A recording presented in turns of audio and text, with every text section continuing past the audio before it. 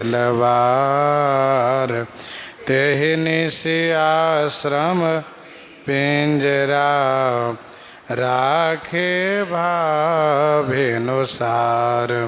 सियावर राम चंद्र जी की जय।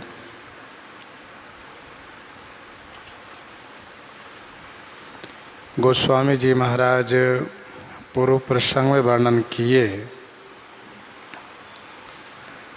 महर्षि श्री भरद्वाज जी महाराज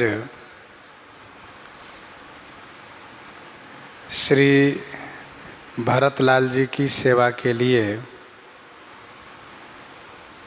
तप बल से वह वैभव प्रकट किए हैं जिसको देखने के बाद विधि भी विस्मित होकर रह जाते हैं।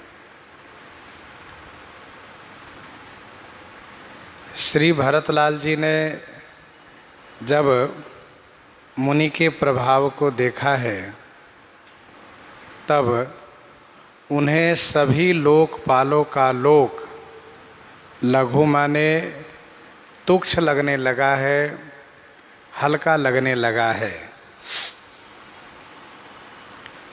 सब लोकपाल जैसे कि रवि शशि पवन वरुण धनधारी अग्नि काल जम सब अधिकारी, ये जो लोकपाल हैं इनके लोकों में वह वैभव नहीं है जो वैभव यहाँ पर प्रकट किया गया है।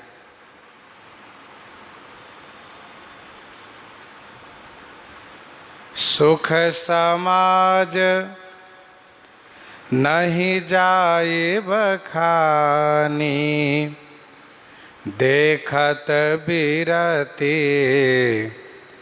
बिसारहि ज्ञानी। सुख समाज नहीं जाई बखानी, देखत बिरति बिसारहि ज्ञानी। सुख का समाज इतना पर्याप्त है और ऐसा अनुपम अद्भुत है कि गोस्वामी जी कहते हैं उसका बखान नहीं किया जा सकता। देखत बिरति बिसारहि ज्ञानी, ज्ञानी इस वैभव को देख करके अपना विरति माने वैराग्य भुला रहे हैं। ज्ञानी जो ब्रह्म सुख के भोक्ता हैं,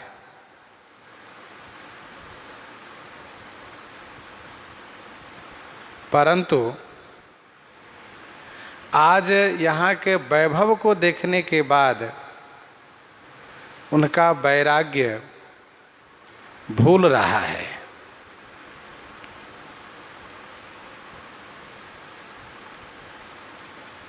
ज्ञानी कहने का भाव यह है कि यह ज्ञानी है केवल, अर्थात ये भक्त नहीं है।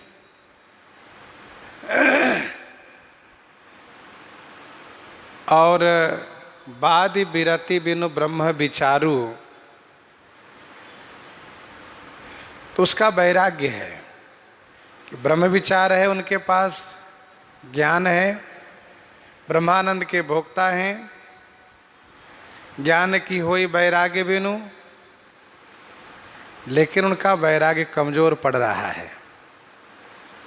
गोस्वामी जी यहाँ पर भक्ति का महत्व दिखा रहे हैं।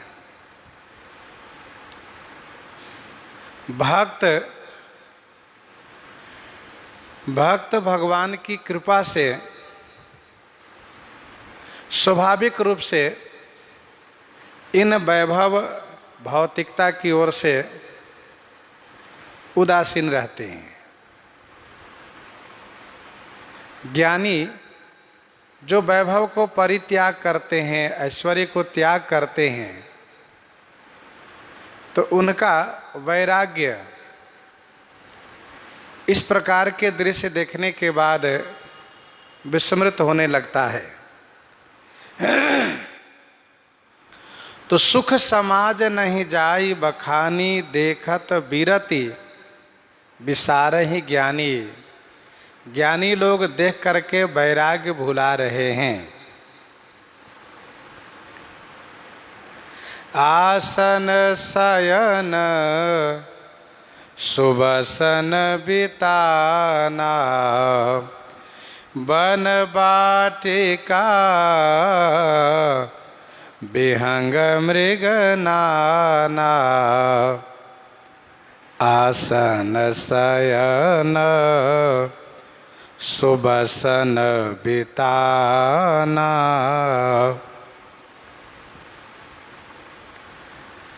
आसन माने वह बिछौना और शयन माने सेज। सुबसन माने सुंदर वस्त्र, सुंदर कपड़े। बिताना माने वह चंदोबा, जो पलंग के ऊपर चंदोबा लगाए जाते हैं, सेज के ऊपर चंदोबा लगाए जाते हैं। वन वाटिका, वाटिका माने पुष्प वाटिका, फुलबारी। विहंग मृग नाना, विहंग माने पक्षी, मृग माने पशु, नाना माने अनेक। अनेक पशु, अनेक पक्षी यहाँ पर सब उस वन और वाटिका में विचरण कर रहे हैं और आनंदित हो रहे हैं तथा देखने वाले को मनोरंजन कर रहे हैं। आसन शयन सुबसन बिताना, वन वाटिका विहंग मृग नाना। महर्षि श्री भारद्वाज जी ने जो रिद्धि सिद्धि द्वारा यह प्रबंध किए हैं, यह वास्तव में अपने आप में अद्भुत है। ऐसा आसन है, इस प्रकार का सेज है, ऐसा वस्त्र है, इस प्रकार के चंदोबा है। बिताना मंडप को कहते हैं, चंदोबा है। और फिर वन भी है, फुलबारी भी है, उपवन भी है। वन माने वन भी, उपवन भी। उपवन कहते हैं कृत्रिम वन को। और वाटिका फुलबारी है जिसमें पशु पक्षी हैं, पशु और पक्षी भी हैं। अर्थात सारी सुविधाएं, सारी व्यवस्था है। ऐसा नहीं कि ये नए वन वाटिका बनाए गए तो इसमें पशु पक्षी न हो, सो बात नहीं। इसमें पक्षियां भी है, पशुएं भी हैं। और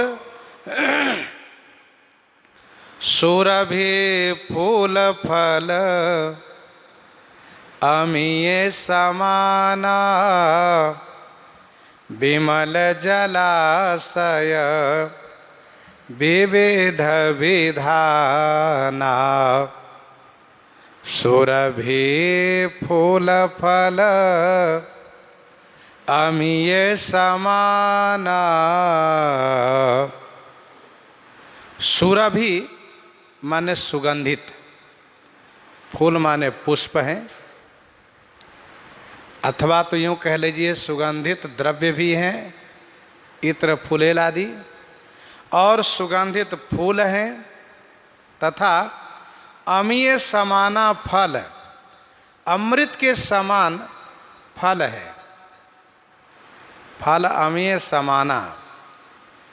विमल जलाशय विविध विधाना। विविध विधाना, विमल जलाशय। विविध विधाना माने अनेक प्रकार से, विमल माने निर्मल स्वच्छ जलाशय है। सुरभि फूल फल अमीय समाना। सुगंधित फूल खिले हुए हैं, सब तरफ से खुशबू ही खुशबू आ रही है। और ये जो फल लगे हुए हैं ये सब अमृत के समान फल है। ऐसा सुंदर सुस्वादिष्ट और सुपाच्य स्वास्थ्यवर्धक सुंदर अमृत के समान फल है। गोस्वामी जी कहते विमल जलाशय, विमल माने निर्मल, स्वच्छ जलाशय है। सभी जलाशयों का जल स्वच्छ है। विविध विधाना माने अनेक प्रकार से हैं। और क्या क्या चीजें हैं? असन पान सूचि अमीय अमी से, देखी लोग सकुचात जमी से। असन पान सूचि अमीय अमी से। असन पान सूचि अमीय अमी से। सूचि अमीय अमी से असन पान। सूचि माने पवित्र और अमीय अमी से का अर्थ है अमृत से भी अमृत, अर्थात अमृत का भी अमृत। तो अमृत का अमृत क्या? सार, अमृत का सार भाग। ये असन माने भोजन के पदार्थ हैं और पान माने पेय पदार्थ है।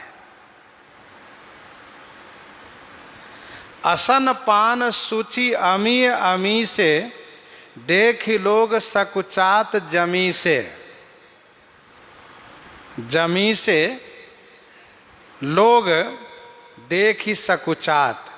जमी से माने संयमी लोग देख करके सकुचा रहे हैं, अथवा संयमी जैसे लोग देख करके सकुचा रहे हैं।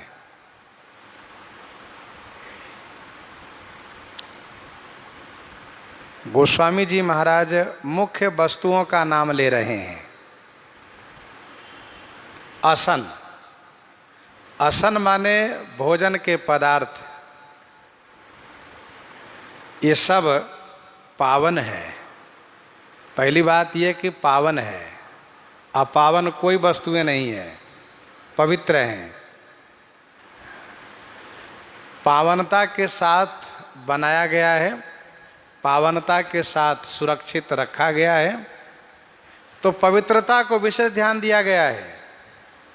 और दूसरी बात यह है कि अमृत का भी अमृत है। भोजन के पदार्थ और पीने का पदार्थ है। भोजन में सभी खाद्य पदार्थ है, सभी खाद्य पदार्थ, और पान माने सभी पेय पदार्थ है। चाहे शरबत हो, दूध हो, मट्ठा हो, छाछ, जो भी हो, ये सभी वस्तुएं हैं। असन में सभी प्रकार के व्यंजन हैं, सभी प्रकार के पकवान हैं, मेवा मिष्ठान है। और पान माने सभी प्रकार के पेय पदार्थ है। और ये सब अमृत के भी अमृत है। ये कहने का एक तरीका है जिसके बारे में बहुत बड़ाई की जाती है। उसके बारे में ऐसा ही कहा जाता है जैसे सुंदरता का सुंदर करई, आनंद होकर आनंद दाता, वैसे ही अमीय अमी से अमृत का भी ये अमृत है। समाज जो है, पय आहार फल असन एक निशि भोजन एक लोग, करत राम हित नेम व्रत परिहरि भूषण भोग, ऐसे हैं। पय आहार फल का निश्चित भोजन एक लोग, कोई दूधाहारी है, कोई फलाहारी है, और कोई एक अन्न लेते हैं, और कोई सभी प्रकार के भोजन लेते हैं, लेकिन सब लोग रात्रि में ही लेते हैं। और यहाँ पर सभी ने देखा कि सभी वस्तुएं उपलब्ध है, तो इन सभी को बड़ा संकोच हुआ।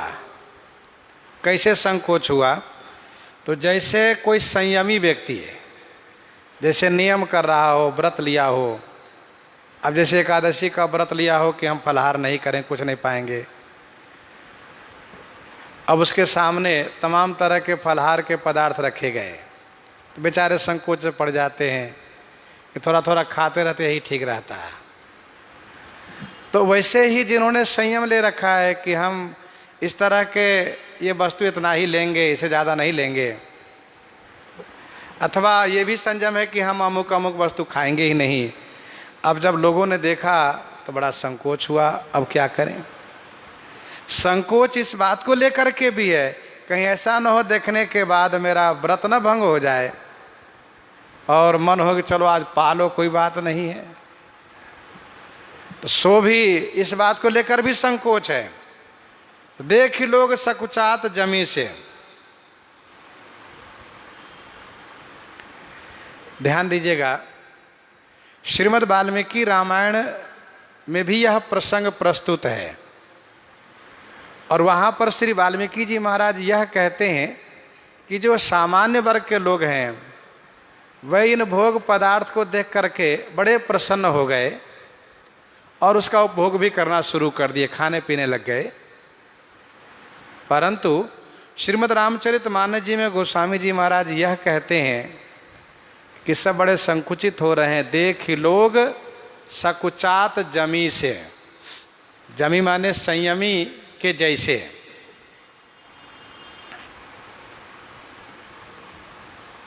राम दर सहित नेम व्रत लगे करन नर नारी, सब नियम व्रत कर रहे हैं, और नियम व्रत करने वाले को यदि खाने पीने का बढ़िया बढ़िया पदार्थ देखने को मिले और वो भी ये कहा जाए कि सब आपके लिए ही व्यवस्था की गई है, तो बेचारे संकुचित तो होंगे ही। अच्छा, इन लोगों में ऐसा भी नहीं केवल आज भर का व्रत है, नियम है, कल खा पी सकते हैं, सो बात भी नहीं है। श्री राम दर्शन जब तक नहीं हो, राम दर सहित नियम व्रत लगे करन नर नारी, तो कैसे नियम व्रत तोड़ सकते हैं? तो भगवान श्री राम के भक्त, एक बात और ध्यान दीजिएगा, जो ज्ञानी है उनका वैराग्य कमजोर पड़ गया, लेकिन भक्त हैं वे संकुचित भले हो रहे हैं लेकिन उनका नियम व्रत भंग नहीं हो रहा है।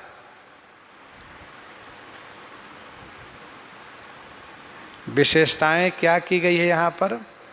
तो गोस्वामी जी महाराज कहते हैं, सुर सुर भी सुर तरु सब ही के, लखी अभिलाष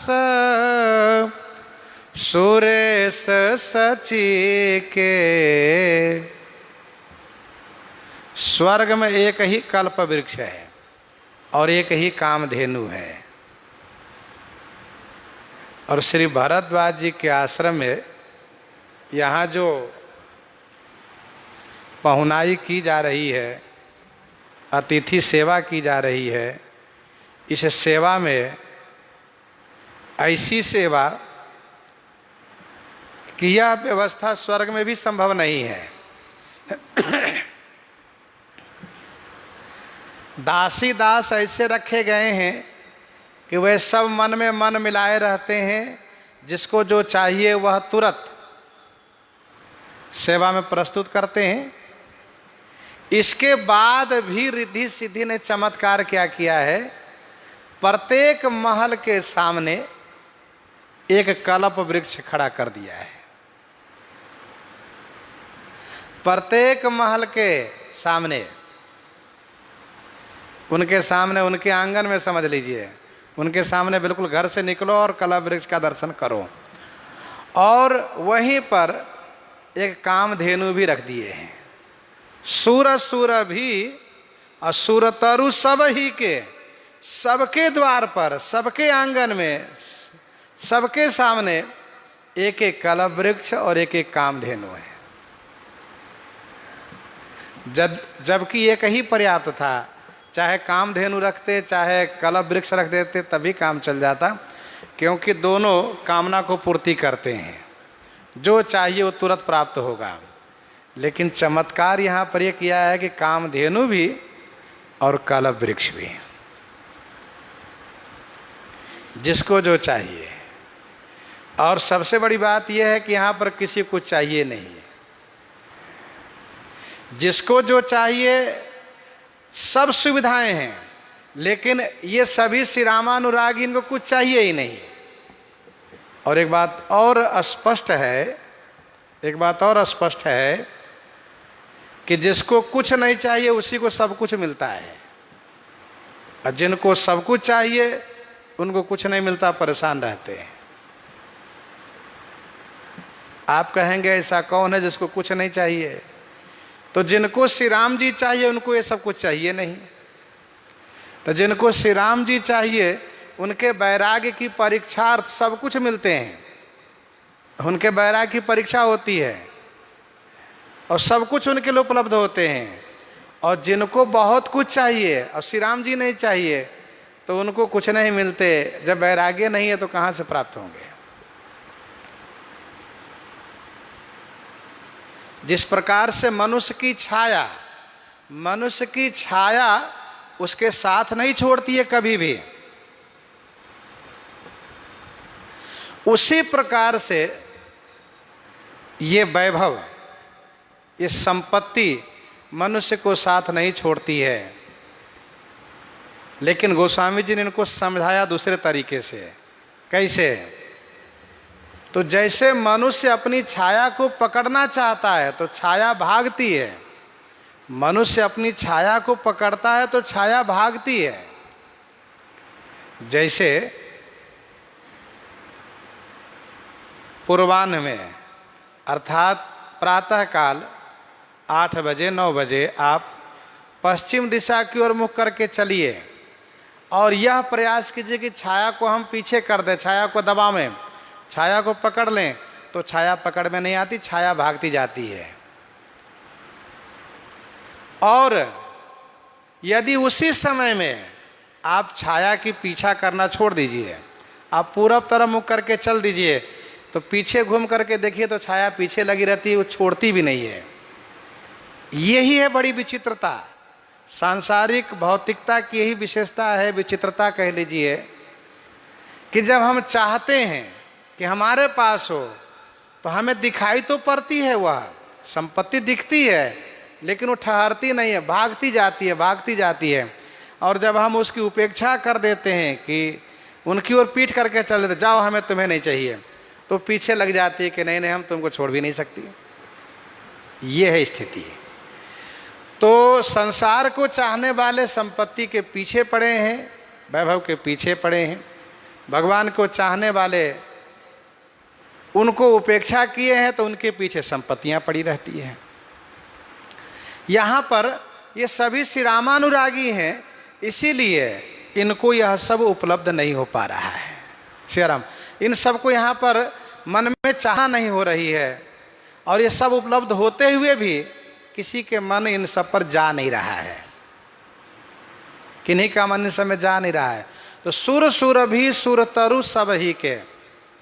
अब आप जरा सोचिए, जब कामधेनु की महिमा सुनते हैं कि इतना बड़ा चमत्कार है। अरे भाई, कामधेनु की बछिया के प्रभाव से, कामधेनु की बेटी बछिया के प्रभाव से श्री जामदग्नि जी महाराज, श्री गुरु वशिष्ठ जी महाराज इतना बड़ा चमत्कार दिखा सकते हैं। तो यहाँ पर तो साक्षात कामधेनु बांधी गई है। और कलप वृक्ष की महिमा जब हम सुनते हैं कि उनकी छाया में चले जाओ, जो चाहो सब प्राप्त हो जाता है, जो चाहोगे वो सब मिलेगा। और ये कलप वृक्ष, ये कामधेनु नहीं सोचते कि इनको लाभ होगा कि नुकसान होगा, ऐसा कुछ नहीं, जो चाहिए सब मिलेगा। परंतु यहाँ पर सुर सुर भी सुर तरु सब ही के, पर कोई कुछ चाहते नहीं, कोई कुछ नहीं चाहते। लखी अभिलाष सुरेश सची को, अब यह देख करके, लखी माने देख करके, सुरेश सची को अभिलाष, सुरेश माने इंद्र और सची माने इंद्रानी, उनकी धर्म पत्नी, उनकी भार्या, इन दोनों दंपति को देख करके बड़ी अभिलाषा हो गई कि दो चार कामधेनु हमारे यहाँ भी हो जाए, दो चार कलह वृक्ष हमारे यहाँ भी हो जाए, तो हम समझे कि हमारा स्वर्ग बढ़िया है। लेकिन ये संभव नहीं है, हो नहीं सकता। तब तो सुरेश सची सोचते हैं, दोनों पति पत्नी सोचते हैं कि चले वहीं निवास कर जाए, वहीं ठहरे, हम भी वहीं रहें। फिर सोचते एक ही महल में तो रहेंगे, एक महल में रहेंगे तो एक ही काम देने, एक ही कल वृक्ष तो मिलेगा, तो एक तो हमारे यहाँ ही है, दो चार मिले तब भले जाए, लेकिन कम से कम देखने को तो मिलेगा, चले वहीं चले। कहा नहीं नहीं, जाना भी ठीक नहीं है। तो गोस्वामी जी कहते हैं लखी अभिलाष सुरेश सची के।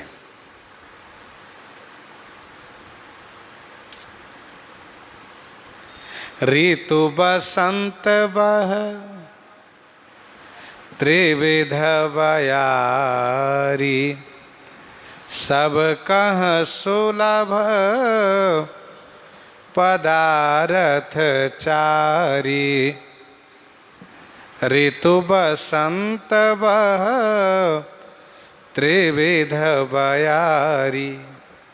चूंकि जिस समय श्री भरतलाल जी यात्रा पर है वह है ग्रीष्म ऋतु, ग्रीष्म काल है, लेकिन श्री भरद्वाज जी के तप के प्रभाव से इस आश्रम का वातावरण बसंत ऋतु में हो गया। ऋतु बसंत, बसंत ऋतु है। और वह त्रिविध बयारी, त्रिविध बयारी माने तीन प्रकार की हवाएं चल रही है। शीतल सुरभि पवन वह मंदा, शीतल सुरभि पवन वह वायु। तो शीतल सुरभि, ये तीन प्रकार के, शीतल मंद और सुगंधित। शीतल मंद सुरभि वह वायु। तो शीतल मंद सुरभि वह वायु, ये तीन प्रकार की हवा चल रही है। हवा में शीतलता है, हवा में धीमी गति है, और हवा में खुशबू है। जो जहाँ बैठते, जो जहाँ खड़े होते, जो जहाँ है वहीं बहुत आनंद से हवा लेते हैं और बहुत खुश होते हैं कि वाह भैया वाह, बहुत सुंदर। जैसे बहुत खुशबूदार धूप बत्ती जलाई गई हो और उसकी धुआं मिले तो फिर खड़े होकर कैसा महसूस होता है कि हाँ क्या बढ़िया खुशबू है। तो वैसे यहाँ पर शीतल सुरभि, शीतल मंद सुरभि वह वायु। ऋतु बसंत बह त्रिविध बयारी, और सबकह सुलभ पदारथ चारी है। क्या बढ़िया बात है, सभी को चारों पदार्थ सुलभ है, सभी को चारों पदार्थ सुलभ हो गए हैं। अर्थ, धर्म, काम और मोक्ष। अर्थ, धर्म, काम और मोक्ष, ये सभी को सभी पदार्थ पूरे हो गए हैं, सुलभता के साथ प्राप्त हो गए हैं। और इन चारों पदार्थ के लिए मनुष्य को मेहनत करना पड़ता है। चाहे अर्थ चाहिए, चाहे धर्म चाहिए, चाहे काम चाहिए, चाहे मोक्ष चाहिए, लेकिन इनको कोई परिश्रम नहीं करना है, बड़ी सुलभता के साथ, पूर्णता के साथ प्राप्त है जिसको जो चाहिए।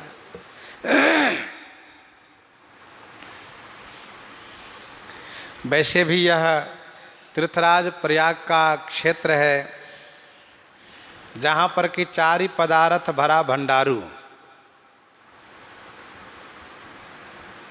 अर्थ, धर्म, काम और मोक्ष। कुछ लोगों ने जानना चाहा कि मोक्ष कैसे, क्योंकि मोक्ष तो मरने के बाद ही मिलेगा ना। इसका समाधान यह है कि मरने के बाद जो मोक्ष मिलता है उससे कहीं श्रेष्ठ मोक्ष वह है जो जीते जी मिल जाए, जिसको जीवन मुक्ति कहते हैं, जीवन मुक्ति कहते हैं। मरने के बाद मुक्ति मिली तो बहुत बड़ी बात नहीं हुई, जिंदे में मुक्ति मिल जाए यह बहुत बड़ी बात हो गई, बड़ी उपलब्धि हो गई, मुक्त हो जाना। वस्तुतः यहाँ पर मोक्ष है क्या? तो जो संत का दर्शन, संत द्वारा सत्संग जो प्राप्त है, यही मोक्ष है। संत संग अपवर्ग कर कामी भव कर पंत।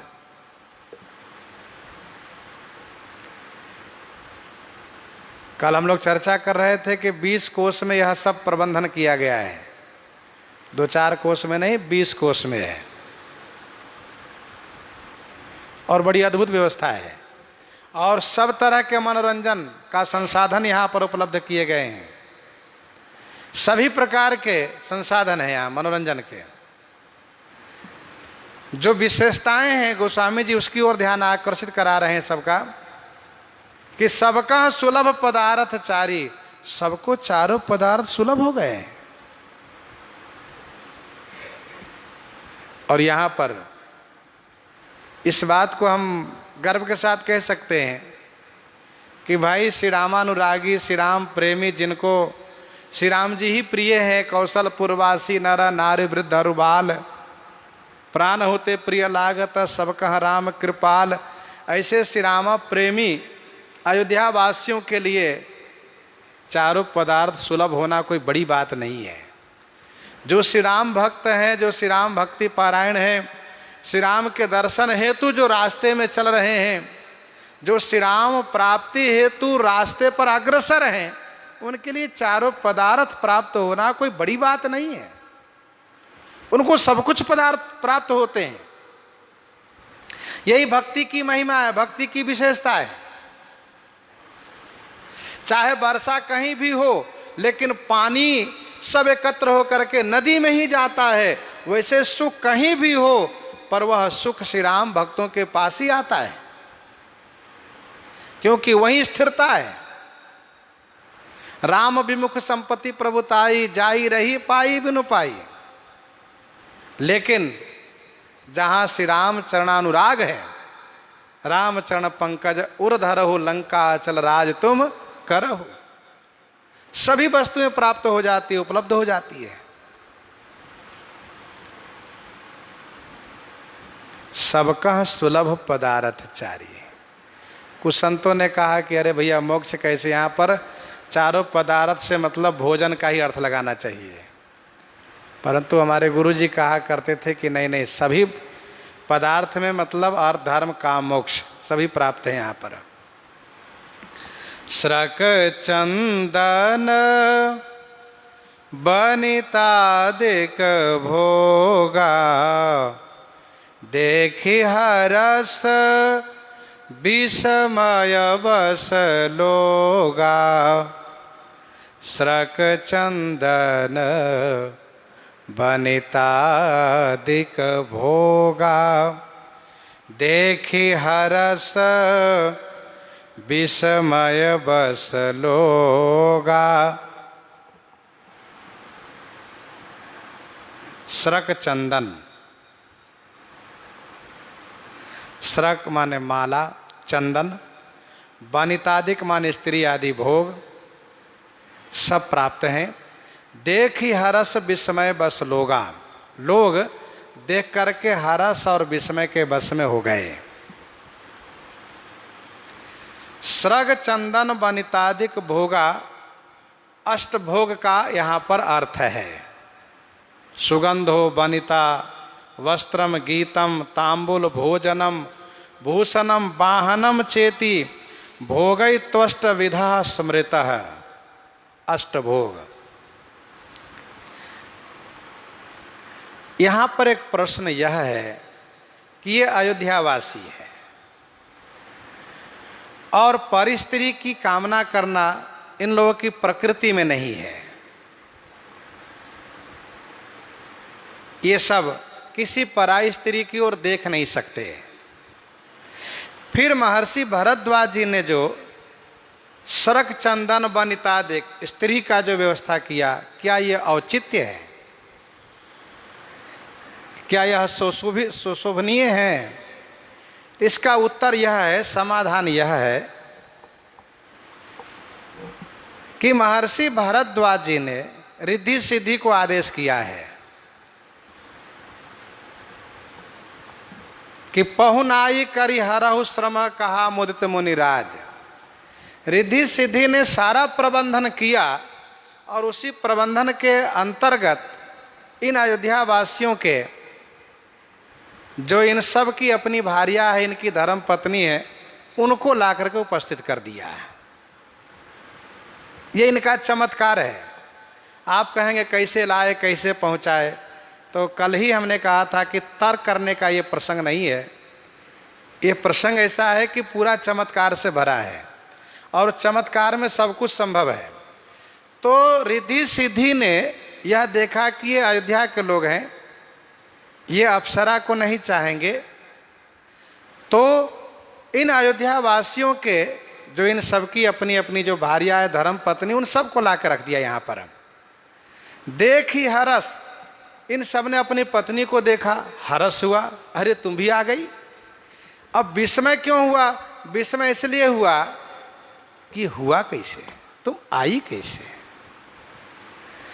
उसने कहा कि मुझे भी नहीं पता कि मैं कैसे आ गई, मुझे भी नहीं मालूम कैसे आ गई।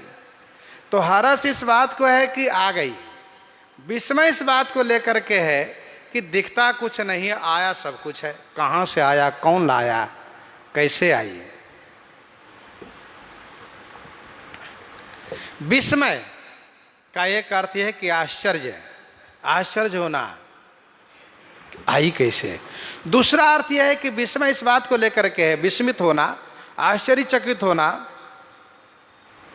और विस्मय का दूसरा अर्थ में है कि थोड़ा विषाद भी। विस्मय माने विस्मित हो जाना, दुखी हो जाना। विस्मय इसलिए भी है कि हम लोग जो नियम व्रत लेके चल रहे हैं, कहीं ऐसा न हो इस चमत्कार में हमारा नियम व्रत न टूट जाए। इससे न, इस चमत्कार में कहीं हमारा नियम व्रत न भंग हो जाए। राम दरस लगे लोग सब करत नियम उपवास, तज तज भूषण भोग सुख जियत अवधि की आस। जियत अवधि की आस, तज तज भूषण भोग सुख। अर्थात इन सब ने पति पत्नी का जो साथ सहगमन वाली भावना को भी, उसको भी परित्याग कर रखा है और सभी अयोध्यावासी नियम व्रत में पारायण है। तो इसलिए विस्मित हो गए, दुखी हो गए कि ये ठीक नहीं हुआ इन लोगों के यहाँ पर आना, आप यहाँ कैसे आई? और हरस इस बात को लेकर के है कि आप आ गई। तो दोनों बातें यहाँ पर हुई, क्योंकि ये सब चमत्कार है यहाँ पर। तो स्रक चंदन वनितादिक भोगा, देख हरस विस्मय बस लोगा। यद्यपि टीकाकारों ने अनेक तरह से अपने अपने विचार प्रस्तुत किए हैं, लेकिन हमारे गुरुजी महाराज कहा करते थे और अन्य अन्य संत महापुरुषों का यही भाव है कि अयोध्यावासियों की पत्नियों को यहाँ पर रिद्धि सिद्धि ने लाया है, इसीलिए देख करके हर्ष है। और नियम व्रत में बंधे हुए, इसलिए इस बात को लेकर के विस्मय है कि कहीं हमारा व्रत न टूटे, इसलिए सब विस्मय है और सावधान है। तो स्रक चंदन वनितादिक भोगा, देख हरस विस्मय बस लोगा। आगे एक बहुत बढ़िया दोहा गोस्वामी जी कह रहे हैं, क्या? संपत्ति चकई भरत चक, मुनि आय सुखेलवार। तेहि निशियाश्रम पिंजरा, राखे भाभिनुसार। राखे भाभिनुसार। संपत्ति चकई भरत चक, मुनि आए सुखेलवार। संपत्ति क्या है? चकवी है। श्री भरतलाल जी क्या है? कहा चकवा है। मुनि आए सुखेलवार, मुनि श्री भरद्वाज जी की आज्ञा क्या है? कहा खेलवार, खिलाड़ी है, खेल करने वाला खिलवाड़ है। और उस खिलवाड़ ने, उस खिलाड़ी ने, तेहि निशियाश्रम पिंजरा, राखे भा भेनुसार। तेहि निसी आश्रम पिंजिरा राखे भा भेनुसार। तेहि निसी माने उस रात्रि में आश्रम रूपी पिंजरा में उस खिलवाड़ ने रखा और रखे रखे भेनुसार हो गया, दोनों का मिलन नहीं हुआ।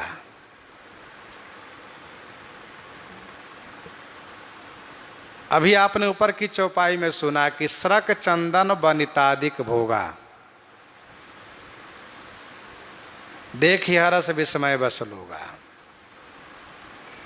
और दोहे में गोस्वामी जी कहते हैं संपत्ति चकई भरत चक, मुनि आए सुखेलवार।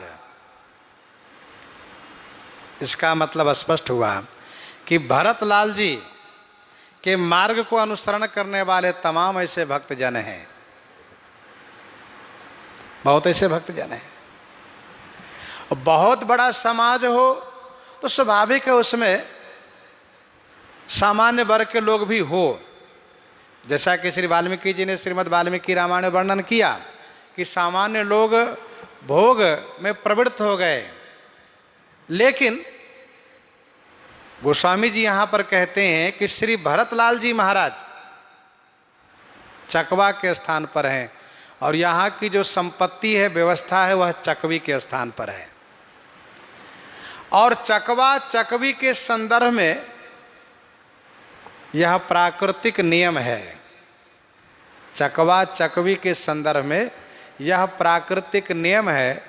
उन दोनों की यह प्रकृति है कि सूर्यास्त के बाद, सूर्य उदय के पूर्व दोनों एक दूसरे से नहीं मिल सकते। सूर्यास्त के बाद और सूर्य उदय के पूर्व ये दोनों एक दूसरे से नहीं मिल सकते। ये इनकी प्रकृति है। जब कुछ लोगों ने सुना कि इनकी प्रकृति है तो एक लोगों के मन में कौतुक समझ में आया। कौतुक माने खेल। तो उन्होंने क्या किया, चकवा चकवी को दिन में पकड़ लिया और दिन में पकड़ करके एक पिंजरे में दोनों को दिन रहते ही बंद कर दिया और वे देखने लगे कि देखते हैं क्या होता है इन दोनों में। लोग कहते हैं कि इन दोनों की प्रकृति है, रात को नहीं मिलते हैं, सूर्यास्त के बाद नहीं मिलते हैं, तो देखते हैं क्या होता है। तो जैसे ही सूर्यास्त हुआ वैसे उस पिंजरे में दोनों दो तरफ मुंह कर लिए। वैसे ही दोनों दो तरफ मुंह कर लिए और दोनों दुखी हो गए, दोनों बड़े उदास हो गए, दोनों एक दूसरे के याद में बिलखने लगे। पूरी रात पिंजरे में ही दोनों रहे लेकिन मिले ही नहीं। और जैसे ही सूर्य उदय हुआ वैसे ही दोनों मिल करके दोनों बड़े आनंदित हो गए। गोस्वामी जी कहते हैं उसी प्रकार से यहाँ पर मुनि श्री भरद्वाज जी महाराज का जो आदेश है वह खिलवाड़ है, वह खिलाड़ी है। और श्री भरतलाल जी चकवा हैं और संपत्ति चकवी है, आश्रम ही पिंजरा है। दोनों पूरी रात्रि भर एक साथ रहे हैं लेकिन मिलन नहीं हुआ है। ध्यान दीजिएगा, चकवी चकवा का ही भोग्य है, चकवी चकवा का ही भोग्य है, वह अन्य का नहीं है। वैसे ही यह जो वैभव है, जो संपत्ति है, यह श्री भरतलाल जी जैसे राजकुमार के ही भोग्य है और श्री भरत उसके योग्य हैं। पर ध्यान रहे, चकवी चकवा का मिलन तभी हो सकता है कब, जब भगवान भास्कर आकाश में उदित हो, आकाश में भगवान सूर्य दिखाई दे। वैसे ही ऐसी संपत्ति का उपभोग श्री भरत तभी कर सकते हैं कब, जब श्री राम जी इनके साथ में हो। जब श्री राम जी इनको प्राप्त होवें तब ऐसी संपत्ति का उपभोग श्री भरत कर सकते हैं, अन्यथा नहीं, श्री राम के बिना नहीं कर सकते। तो संपत्ति चकई भरत चका मुनि आए सुखेलवार, तेहि निसी आश्रम पिंजिरा राखे भा भिनुसार।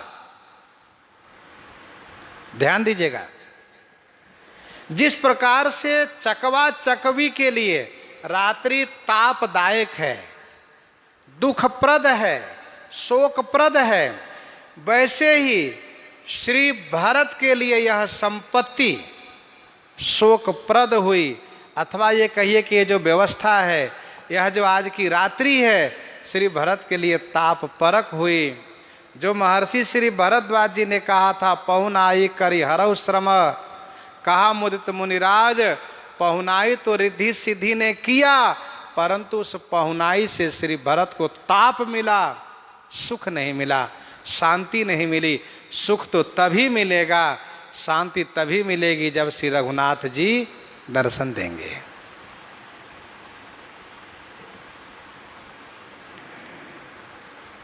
श्री भरतलाल जी का वैराग्य सर्वोत्कृष्ट है। क्यों? क्योंकि वहां तक किसी का पहुंच ही नहीं है। आगम स्नेह भरत रघुबर को, जहाँ न जाई मन विधि हरि हर को। भरत हृदय सिए राम निवासो, तह कितिमिर जहाँ तरनी प्रकाशो। तो श्री भरतलाल जी महाराज विशुद्ध श्री रामानुरागी हैं, श्री राम प्रेमी हैं। प्रातः हो गया, श्री भरतलाल जी संपत्ति का कोई उपभोग नहीं किए। कुछ संतों ने ये कहा कि श्री भरतलाल जी ने मुनि की आज्ञा को स्वीकार किया इस रूप में, क्या? कंदमूल फल, कंदमूल फल ठाकुर जी को भोग लगा करके उसको ग्रहण किया है, लेकिन अन्य जो भोग्य पदार्थ है, असन पान सूची अमीय अमी से उसका उपभोग नहीं किया है। और पूरी रात्रि भर मंत्री के सेवक के, मंत्री के आसन पर बैठ करके और सिंहासन पर श्री राम जी की भावना करते हुए चमर दुलाते रह गए हैं।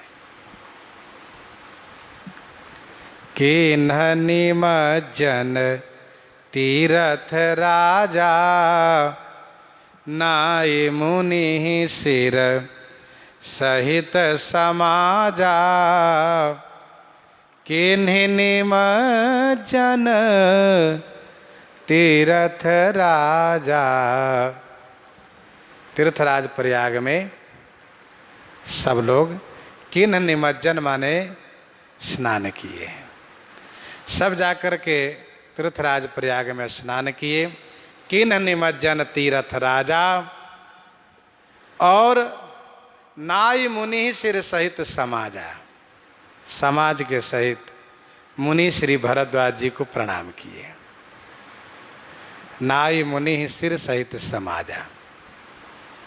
प्रातः होते ही सब के सब स्नान करने चले गए, त्रिवेणी संगम में स्नान किए सब। और स्नान के बाद सब के सब आकर के महर्षि भरद्वाज जी को प्रणाम किए। और प्रणाम करने के बाद ऋषि आयसो अशेष सिर राखी, कर दंडवत विनय बहु भाखी। ऋषि आयसु आशीष सिर राखी। जिस प्रकार से राम की न विश्राम निशि प्रात प्रयाग नहाई, चले सहित से मुदित मन मुदित मुनि सिर नाई। चले सहित से तो श्री रघुनाथ जी जिस प्रकार से प्रातः प्रयाग में स्नान करके और महर्षि श्री भरद्वाज जी को प्रणाम करके चलने के लिए विदा मांगने लगे हैं, वैसे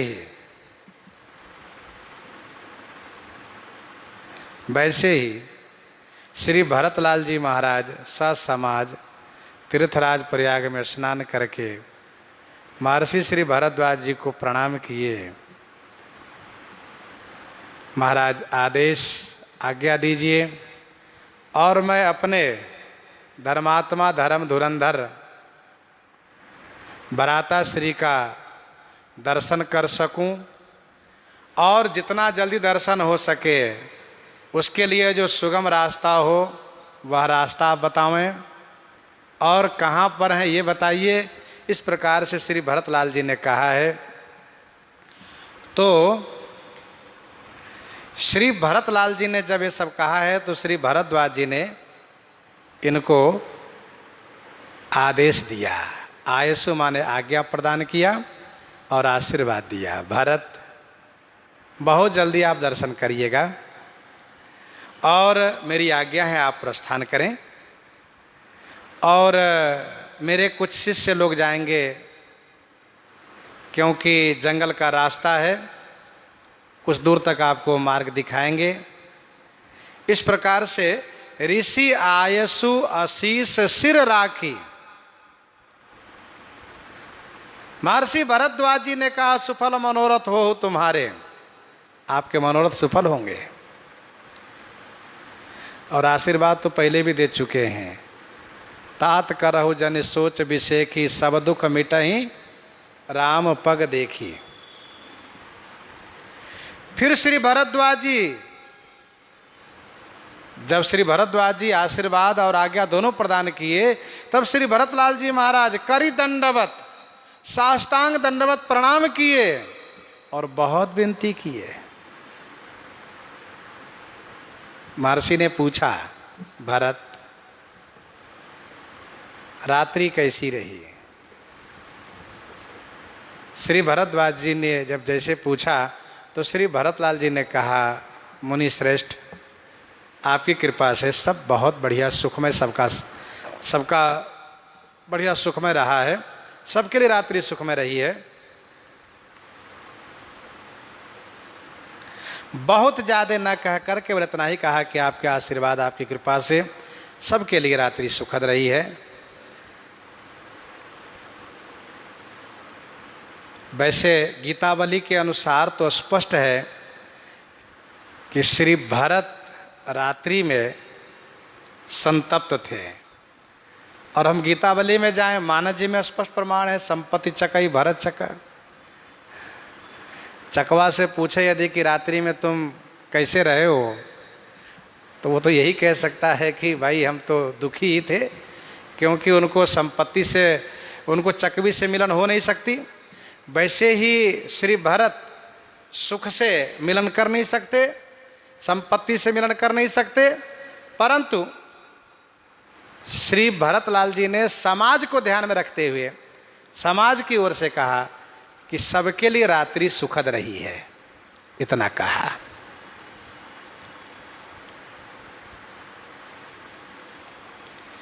पथ गति कुशल साथ सब लीन्हे, चले चित्रकूटहि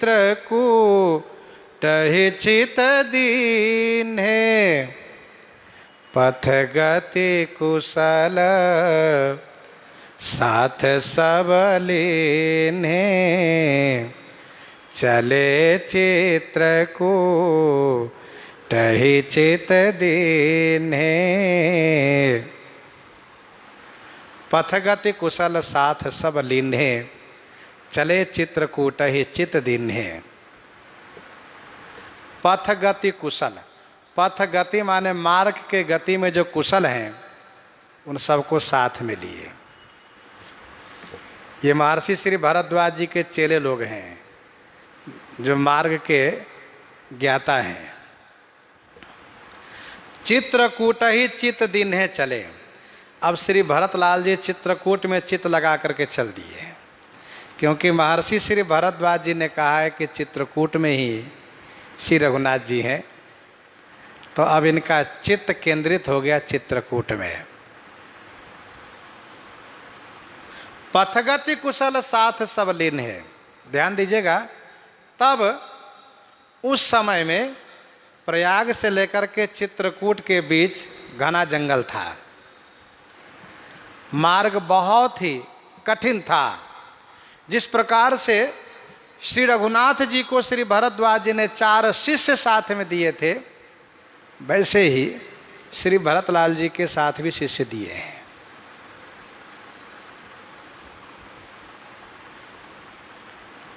श्री भरतलाल जी महाराज का मन चित्रकूट में लगा है। कितना जल्दी हम चित्रकूट पहुँचे।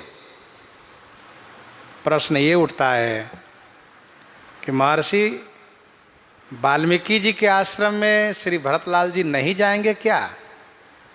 तो इसका उत्तर है कि नहीं जाएंगे।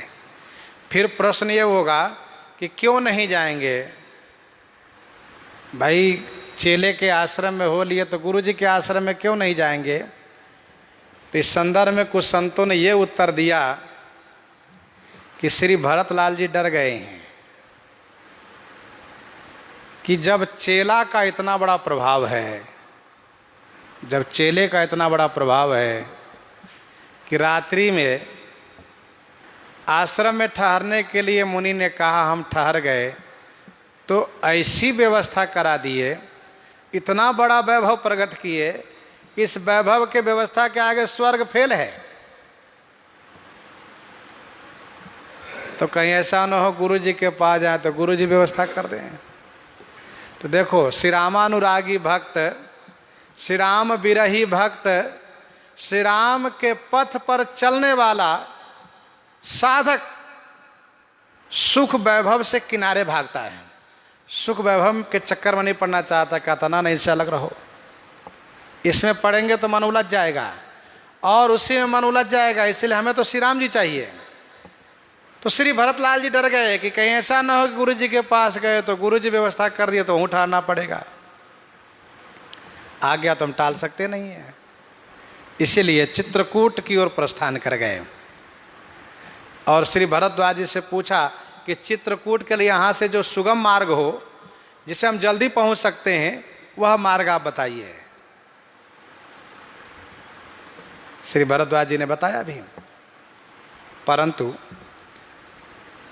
हमारे गुरुजी महाराज कहा करते थे कि श्री वाल्मीकि जी महाराज, महर्षि श्री वाल्मीकि जी महाराज आश्रम में नहीं है। श्री भरतलाल जी को श्री भरद्वाज जी का आश्रम ही पता चल गया कि श्री वाल्मीकि जी आश्रम में नहीं है। कहाँ गए हैं? तो श्री वाल्मीकि जी चित्रकूट में गए हैं। श्री राम जी को पहुंचाने चित्रकूट चले गए, और चित्रकूट गए तो चित्रकूट में श्री अत्रि जी से मिले बिना आ नहीं सकते। और श्री राम जी जब चित्रकूट में ही निवास कर गए तो श्री वाल्मीकि जी क्यों फिर अपने आश्रम में तुरंत लौट आएंगे? बाबा है, जल्दीबाजी क्या है? श्री रघुनाथ जी चित्रकूट में रह रहे हैं, जंगल प्रदेश यहीं हम रहें, कोई घर परिवार वाली चिंता तो है नहीं कि तुरंत भागो, सो बात नहीं है। तो श्री वाल्मीकि जी चित्रकूट में ठहर गए हैं। इसका प्रमाण क्या है? तो माना जी में इसका प्रमाण है। श्री वाल्मीकि जी श्री राम जी से कहते हैं, चलहु सफल श्रम सब कर करहु। जाहु नहीं कहा, चलहु कहा। चलहु सफल श्रम, किनका श्रम? का अत्रि आदि मुनि बर बहु बसहि। करहि जोग जप तप तन कसहि। चलहु सफल श्रम सब कर करहु राम देहु गौरव गिरिवरहु। राम देहु गौरव गिरिवरहु।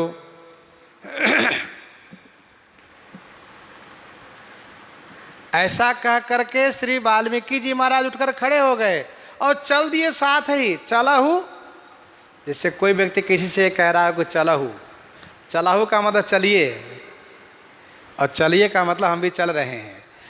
तो हो सकता है कि सामने वाला व्यक्ति को ये भ्रम हो कि चलहु मतलब कुछ दूर पहुंचाने चलेंगे, ऐसा होता है, चलिए कुछ दूर छोड़िए हमें।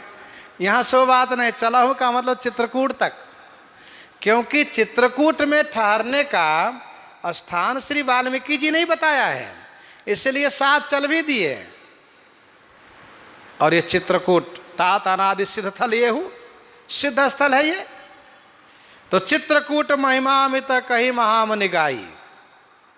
अब ये दोहा का जो प्रस्तुत प्रसंग है पढ़िए कि चित्रकूट महिमामित कही महामुनि गाई।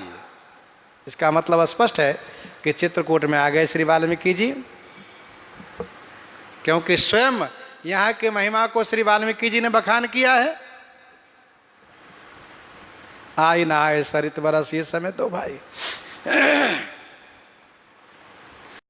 और इसका प्रमाण श्री अध्यात्म रामायण भी है, श्रीमद् वाल्मीकि रामायण भी है कि श्री वाल्मीकि जी चित्रकूट ही आ गए हैं। अच्छा, एक बात और सुन लीजिए। जिन संतों ने कहा कि श्री भरतलाल जी डर गए हैं, उन्होंने एक प्रमाण दिया है। क्या प्रमाण? तो गीतावली अयोध्या कांड 68 पद का प्रमाण दिया है।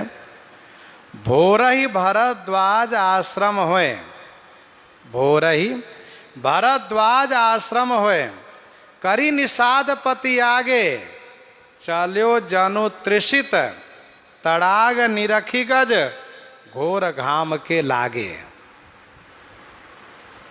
ये प्रमाण दिया, अर्थात श्री भरद्वाज के पहुनाई से श्री भरतलाल जी संतप्त हैं, इसलिए श्री चित्रकूट के लिए सीधे प्रस्थान कर गए हैं। ये उनका प्रमाण था। और मानस जी से जो प्रमाण आपने सुना कि श्री वाल्मीकि जी आश्रम में नहीं है, यदि श्री वाल्मीकि जी आश्रम में होते तो श्री भरतलाल जी आशीर्वाद लेने वहाँ भी अवश्य जाते, परंतु आश्रम में है नहीं, इसलिए वहाँ जाने से कोई मतलब था नहीं। इसलिए चले चित्रकूट ही चित दिन है। राम सखा कर दिन है लागू, चलत देह धरी जनु अनुरागो। राम सखा कर दिन है लागो, चलत देह धरी जनु अनुरागो। राम सखा कर दिन है लागो। राम सखा निषाद राज के कर लागू दिन है। कर लागू दिन है माने हाथ का सहारा बना लिए, हाथ में हाथ पकड़ लिए, अथवा निषाद राज के कंधे पर अपना हाथ रख दिए, सोहत दिए निषाद ही लागू। तो राम सखा कर दिन है लागू। श्री राम सखा निषाद राज का हाथ पकड़ करके श्री भरतलाल जी चल रहे हैं, क्योंकि श्री राम विरह में, श्री राम स्नेह की अधिकता में शरीर में शिथिलता है, इसलिए सहारे की आवश्यकता है। चलत देहधारी जनु अनुरागु। गोस्वामी जी कहते हैं जनु अनुरागु देहधारी चलत, मानो अनुराग माने प्रेम ही शरीर धारण करके चल रहे हैं। अनुमूर्ति मान अनुराग ही शरीर धारण करके चल रहे हैं। नहीं पद त्राण शीस नहीं छाया, प्रेम नेम व्रत धर्म अमाया, नहीं पद त्राण शीस नहीं छाया। नहीं पदत्राण, पदत्राण नहीं है और नहीं सिर पर छाया है। प्रेम नेम व्रत धर्म अमाया माने निष्कपट है, निश्चल है। पांव में पन ही नहीं, सिर पर छाता नहीं, नहीं पदत्राण शीस नहीं छाया। नेम प्रेम, श्री राम नाम स्मरण का नियम है और प्रेम है उनको। धर्म व्रत, धर्म व्रत, व्रत क्या है? एक बार रात्रि में थोड़ा सा फल ले लेते हैं। और धर्म, सेवकाई धर्म का निर्वहन करते हैं। अमाया माने निश्चल निष्कपट है। निषाद राज के कंधे पर हाथ रखे हैं, अथवा तो निषाद राज के हाथ में हाथ पकड़ करके चल रहे हैं। दोनों परिस्थिति में शोभनीय है। निषाद राज के साथ इसलिए भी चल रहे हैं कि निषाद राज श्री रघुनाथ जी के साथ रहे हैं और श्री रघुनाथ जी की कुछ कथा सुनाएंगे, क्योंकि विरही भक्तों के लिए कथा सहारा है।